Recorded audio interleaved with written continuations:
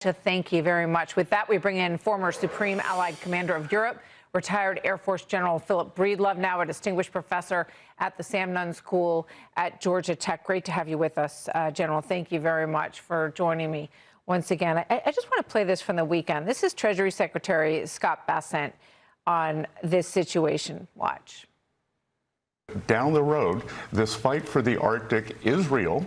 We would keep our NATO our NATO guarantees, and if there were an attack on Greenland from Russia, from some other area, we would get dragged in. So better now, peace through strength, make it part of the United States, and there will not be a conflict.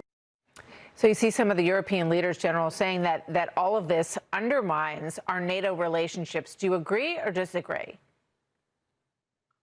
Well, thanks for having me on again, Martha. And the bottom line is, I believe, and I've said it before, that we can do this, everything we need to do to provide the security that we need in Greenland, we can do through cooperation with NATO, with Denmark, and with Greenland. So this is about something more than just Greenland, and I think we all know what that something more is. This is incredibly What is it? For those who don't know what you're talking about.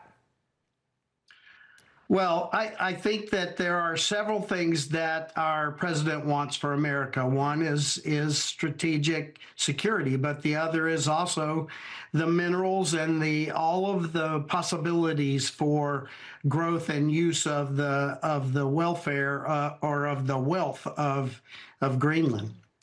Well, some of the I've heard some voices from Greenland, people on the ground, and obviously other people feel differently, but some saying they don't think Denmark has done a good job of stewardship of their economic resources. They do think they can make more money and be a more prosperous nation. Let's take a look at these images. This is the Russian ICBM likely flight path to the United States. And I think that, this is something people need to look at closely. Let's take that full.